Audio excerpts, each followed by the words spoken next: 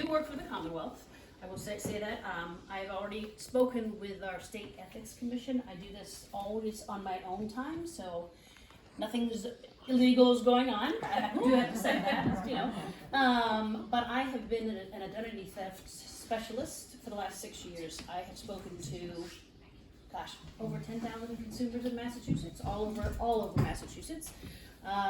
It's just a huge passion of mine. Is just to help keep people safe. And it's not just Nana falling for some kind of fraud. It happens every age group, every dynamic. And mostly, a lot of people don't think, oh, I have kids, no worries, and that's not going to happen to them.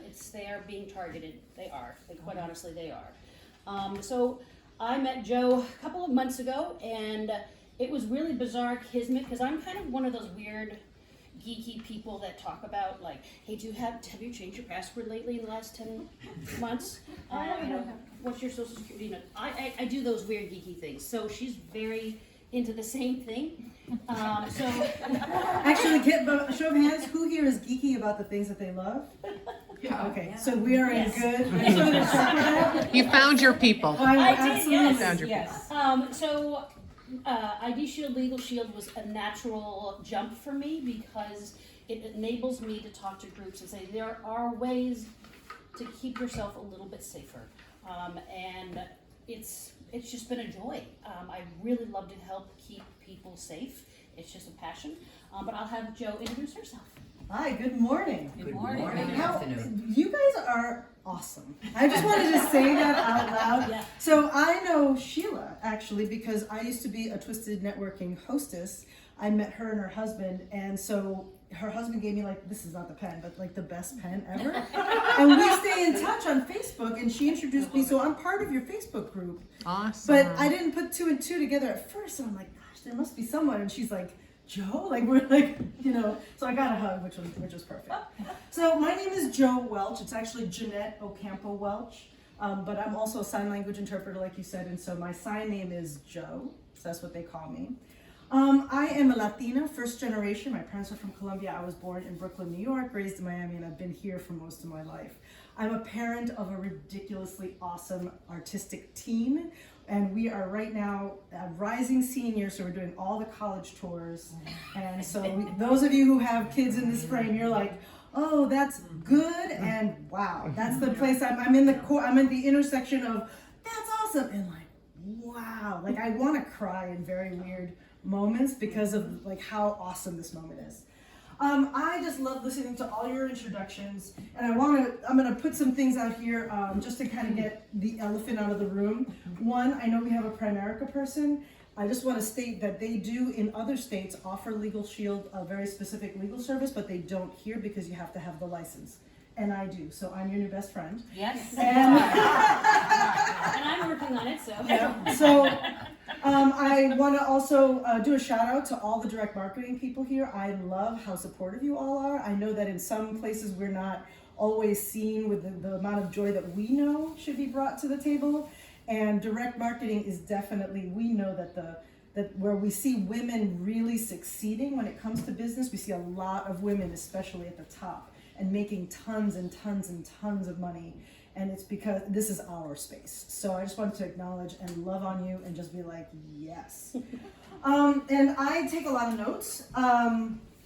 The other thing I wanted to say is also just, we're gonna go more into the identity theft, but I just wanted to give a little overview of our company just so that you guys know who we are, because some people have never heard of Legal Shield before. We used to back in the day be called Prepaid Legal. We've actually been around for almost 50 years.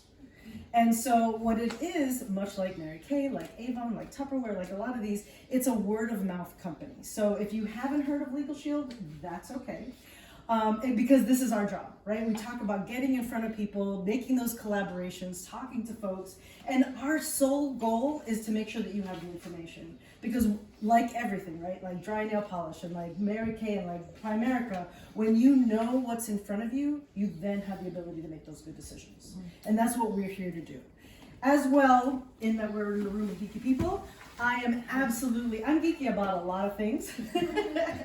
And making those connections. Star Trek, Star Wars, we're Marvel and DC. Oh no, when she says geeky, we're like super geeky. And as a sign language interpreter, I love doing like whatever con. Like I love it. I want to also bring us together. I was listening to you guys in the mission here about. I heard 3 C's. There might be more. I heard card, collaborative, and contacts. So I'm just going to focus on the collaboration. One, whatever is going to happen with Oakley Access and the home and all of that, count us in because we have a will feature. We're not going to highlight it as much today, but we will get there. And that is one of the features, as you know, right, is included in our memberships because it's a subscription service, is getting a will done at no additional cost. So I just want to say that sounds like such a fun collaboration, and I think it'd be great for the retired, the elderly, homes and all that kind of place, that we are definitely an added value in that way. And the notes I took here, I'm just going to actually tell them because, I don't know if you guys operate this way. This is the geeky world that I live in. Things that are shared, we all have clients. There's a lot of misconceptions, right? We're all in the boat of trying to make the connections and help people understand better. We have a lot of pride, and as entrepreneurs in all of our different ways, we are also leaders. And we are very much helping people who can't see what we're doing. They can't necessarily see the entrepreneur side. They're in their job, they're in the forest for the trees, right? And so our job is to kind of get that clarity and help them find their way. For me, especially, I also am incredibly passionate about education, generational wealth. I think that very often people can't understand how not having these services, not having financial plan, not having a will, not having advice, actually is siphoning the money out of their generational wealth. I do focus on women as well, people of color as a Latina, and also the deaf community. And so definitely I think there's a lot of overlap for all of us. And then the last side note is I'm also a budding author. I'm writing a book, and I actually am making a children's book, so I can't wait to talk to some of you because I need an editor, and I need to figure out all of that kind of stuff. So I'm just so excited and honored to be here. Thank you. We're excited to have you. Yeah. So we wanted to start with a couple questions. We like hand raising, participation. Yeah. When was the last time you've ever done a credit check on yourself? Do you know what a credit check is? So we're gonna start with, do you know what a credit check is? Hands raised. Yes. Oh, whew, good. And anybody who's done one in the last 6 months, raise your hand. Anyone who's done one in the last year? Over 5 years. I've never done 3 one. years ago. Okay, cool. Or never done it. Okay. Is that the same as getting your free credit report? We're gonna talk On a little bit. okay. That's perfect. Yeah. We're gonna talk a little bit about that. Sure. I'm going to ask one more question. Has anybody ever done a credit check for their child or if they have grandchildren? Okay. Excellent. We will drop the bomb there. Well, when I talk to women's groups, I do talk to a lot of women's groups, and I feel like we talk about identity theft so often, but we never talk about it regarding children. Children who are 18 and younger are 52 times more likely to have their information stolen and abused, and because they know that parents will probably never do a credit check. Why? She's 3. There's no big deal. Right. And the AARP had a great article a couple of years ago. There was a daycare center somewhere in the middle of the country that got breached. They didn't take too much, but they stole all of the social security numbers of the children. Fast forward, one of the little girls went to get her license somewhere, and they run your credit, they run your social security number. There were 6 DUIs listed in different states. So if you have children, you really should be doing a credit check for little Susie, even though she's 3, 4, 5, however. It's just one of those things. But yeah. So is it when you put your kids in daycare or school, you have to give them their social? Yeah. So And depending on if they have, it's been a long time for me. Yeah, well, and that's just it. We are dealing with multiple generations, Yes. as we know. So also, you may not have an under 18-year-old child in your house. Right, I'm only on the verge of that. I'll have an 18-year-old next year. But the grandchildren, and also again, we're not only talking to you guys, we know we're talking to all of the people that you're working with, right? Yeah. Who are also not thinking about this, and also not thinking about identity theft as losing wealth, right? So going back to that idea, if you are now not paying attention to that, and something comes up, that's now taking your time. and how much is your hour worth? How much is your time worth helping your child who might have young children whose identity have been breached? Now they're taking time off from work. So again, when we think about the trajectory of not having this service and not having the support, it's costing us money. It may not be dollars, but it is my dollars when I know what my time is worth. I had a client whose child went to file their taxes and somebody already filed in their name. Absolutely. That's a big one. And so I actually met somebody to just like up the ante on this particular story who paid those taxes because they didn't know what to do. They were like, we just paid for it. And I didn't even know how do you start the conversation? Like, where do you start? Call the IRS. Right? And so, what's that? I said I would have called the IRS right then and there. Yep. It was interesting. In the moment, they weren't open to having that conversation. And I think, and Did the again, kid and have a job? I like bringing it back to Oh my each God. one of us, Right. because this is the question, right? It comes back to each one of us and the things that we're trying to do, whether it's Color Street or financial advising. We know that people out there have these objections in their minds about whatever it is, right? And so our goal and our job is to make sure that we put the guard down so that you can hear that value, so that then you change how you respond to it. For that person at the time, they were so resigned, and they were a younger person with parents who also were like, and I'm gonna guess that they could have afforded it. I'm not sure what their whole story is, and I don't want to. This is not about judgment, but also, right? Like, if you're like, wait a minute, why would you pay? And if you knew there was something you could do, why wouldn't you do that? And we know that there's a lot of people who don't, and that's okay, because again, it goes back to our goal here, which is simply to educate and inform. And then once people have information, they'll be able to make those good decisions, right? Can I just say that a lot Please. of people are just terrified of those Of the kinds of IRS. authority, Yeah, the yeah, IRS yeah. or anybody That's in right. authority, and they're like, I don't even want to confront them. That is It's right. gonna get worse. Right? Yes, no, Yeah. and because I deal with that with a lot It goes of, back to people having a lack of basic right, knowledge. or they're not, they're new to the country. I mean, I get a lot of people Yeah. who are, English is not their first language, Our and gateway they don't know cities. how these things work, and Our gateway They don't cities wanna- are yeah. definitely being Brockton, hammered. I do Yep. a lot of They stuff go in along to Brockton. get along. That's Exactly. Right, and I mean, as a first I get that. generation American, I grew up in watching my parents posture in the world, and so I took on a lot of that myself. So when I was introduced to Legal Shield, how I got into this was not because I'm an associate, it was actually because I had identity theft. So in 1997, someone took my social security number, and what they did is they just kept on opening accounts, credit card accounts, and I had just moved to Boston barely a month before. I was young, going back to school, it was my first time really out and about on my own, and I felt very guilty. And we talk about this, that there's like this shame that comes when something like this happens at such a high level, because you're like, well, what didn't I do? And never mind that women are also socialized to believe that we're responsible for everything bad that happens to us. That's a whole other conversation. That's the wine version of this. But you know what I mean, right? Like, well, what did you do? What did you do to create this? And I thought I did stuff, and I'm like, am I being irresponsible? And I felt very embarrassed. And my friend just looked at me and said, I have this thing, will you check it out? And I was in the same place. Like, I couldn't even process that there might be something that would help me. I just thought, this is just another way it's gonna hurt me. And when I finally got it, they had put in an IRS tax form in my name. I got and the IRS will never call you. You guys know that, right? Yes. Never call you. The envelope is actually a little plainer than I wish it was. Because you're also like, do I open it? Especially now where there's like so much mail, you're just like, oh, this is just another whatever. I opened it and it said, is this you?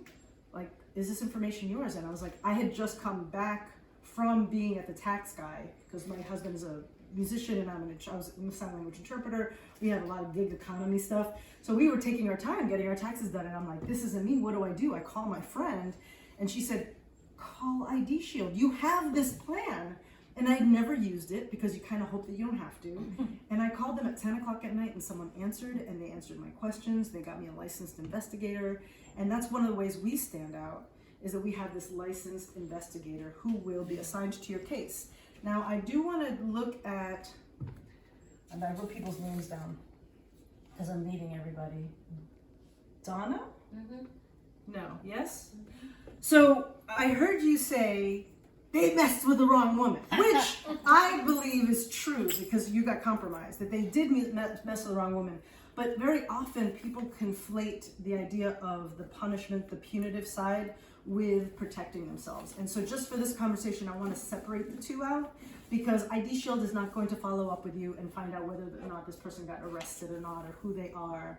And so sometimes we just put that all in one place. You should file your police reports. You should do all that, but that's just not a legal shield, ID Shield. I just So wanted to put tell that us the out there. kinds of things that we should be looking at. You Absolutely. talked about like, you know, first of all, the IRS will never call you. What are the other sort of basic things we should know to keep ourselves safe?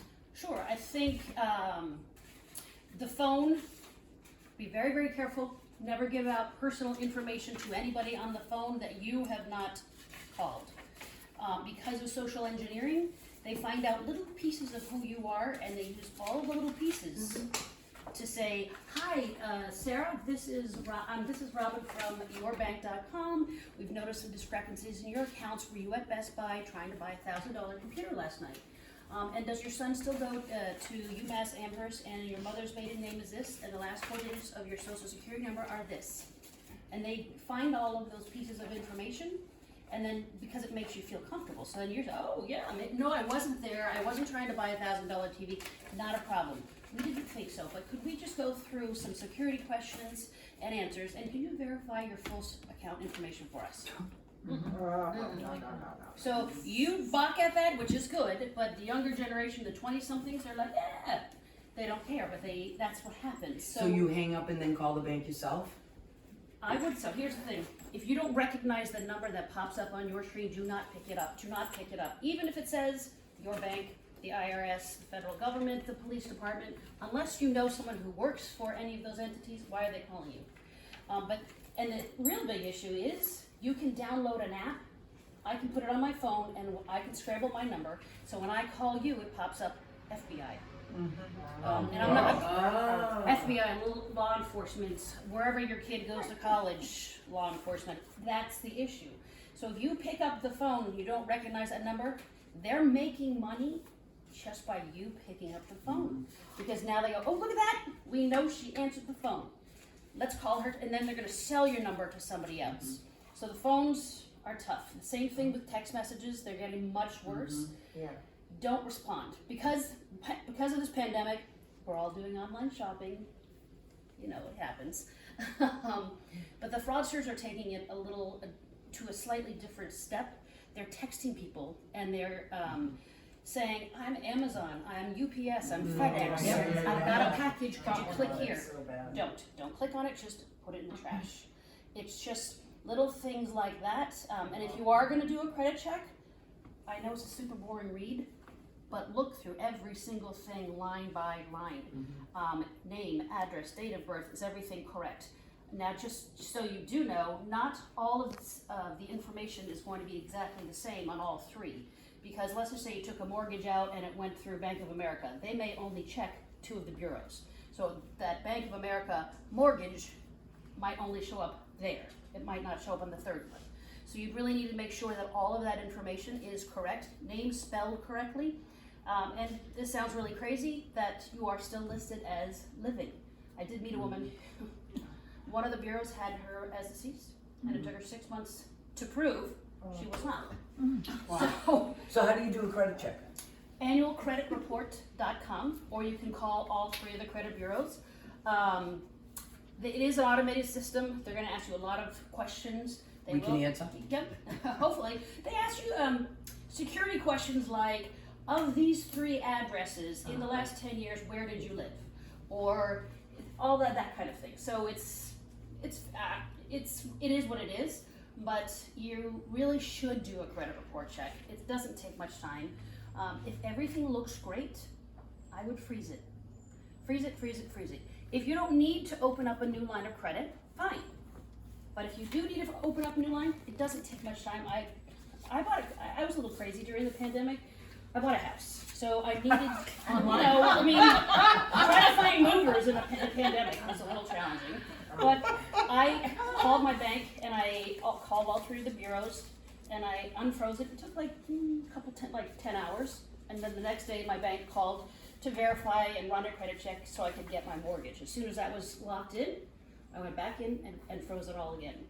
So what freezing does is it makes it almost nearly impossible for any fraudster to open up a new line of credit in your name without your authorization.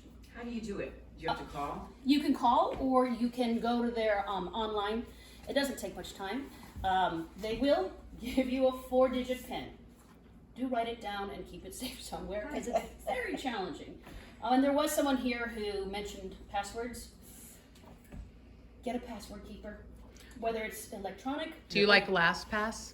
I like anything. I'm not gonna vouch for any kind of company. I love the one that I use. They have never had a data breach. They've never had any issues.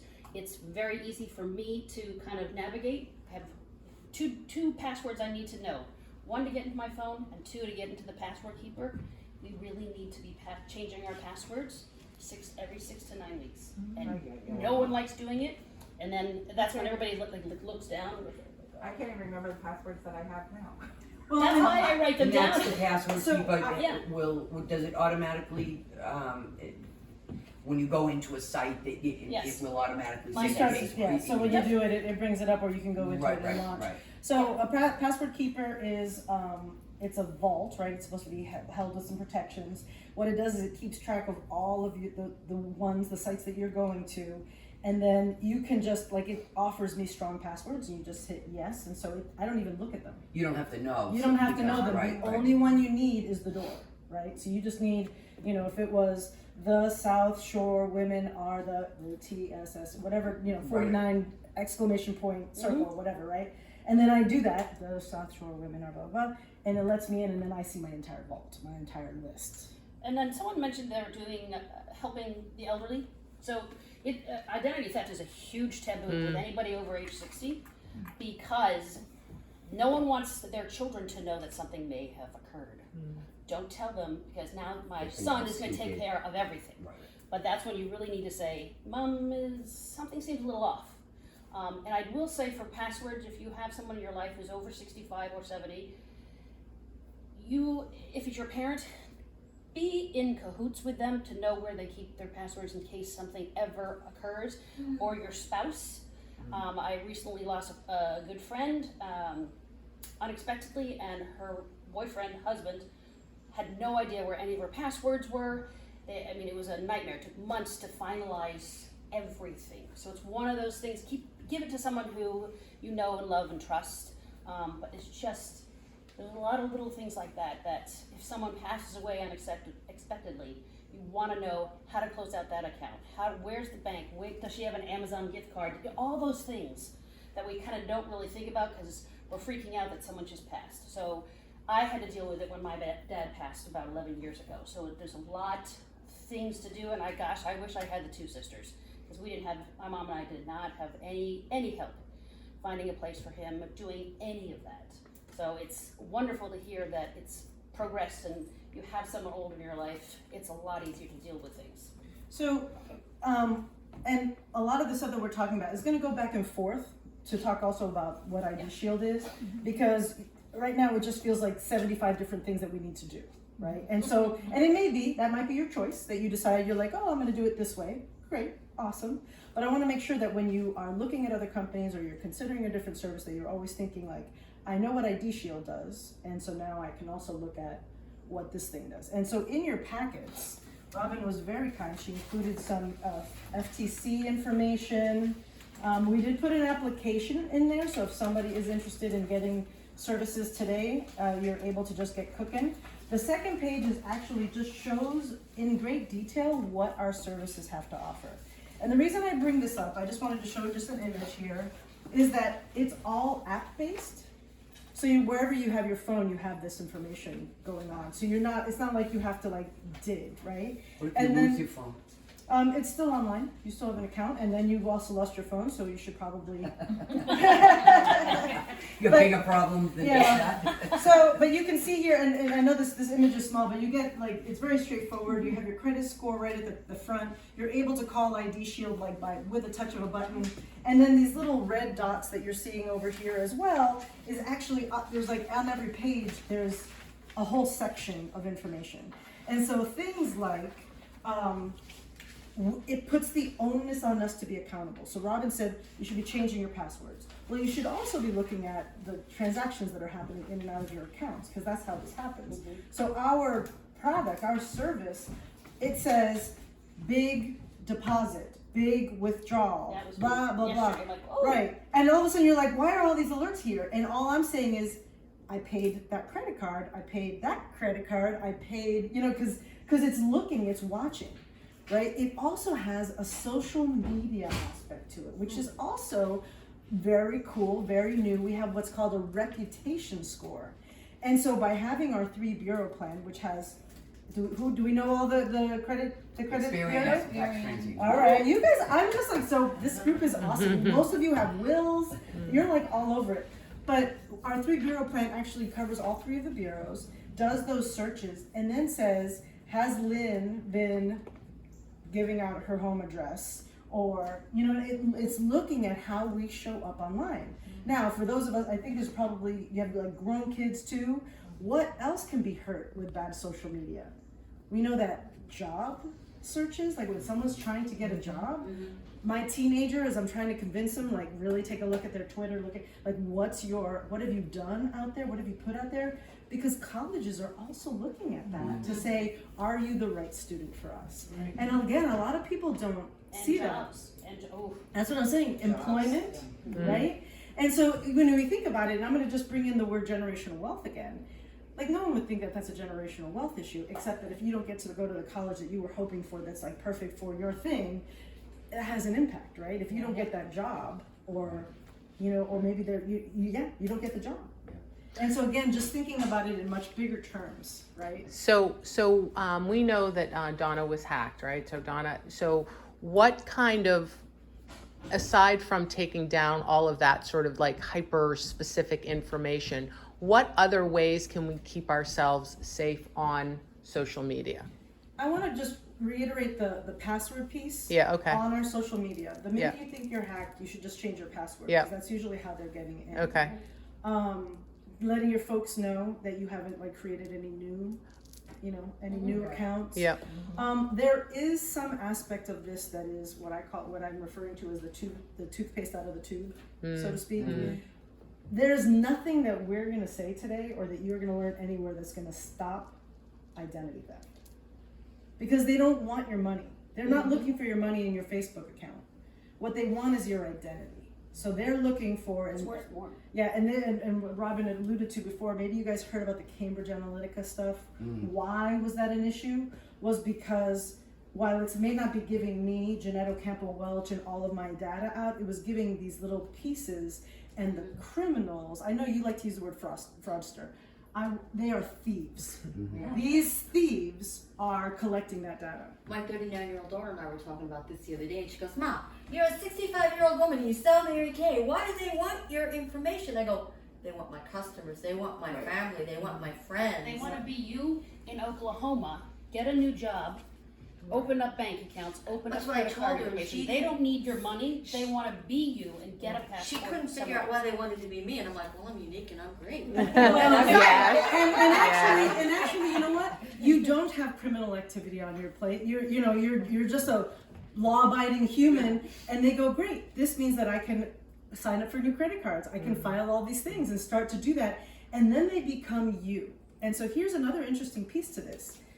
In legal issues, you're innocent until proven guilty, right? Yeah. If I show up as Jeanette Ocampo Welch, birthday June 9th, 19 blah blah blah, on this address and this social blah blah blah, how do you know it's not me? Right? When I I went to Coach and bought $3,000 with unless you know me, right? And I'm like, I go to Goodwill, like I'm a thrifter. Unless you know me, you wouldn't be like, oh, this is you. It's like, how do you know that someone hasn't gone on a spending spree or that something has happened? And so that is another reason why you do need to have some sort of service. Now, I want to refer to one of the things that her office does, and again, I know you're not here in that role, but one of the things her office does is it looks out for the breaches that are happening in the state, and this happens nationwide.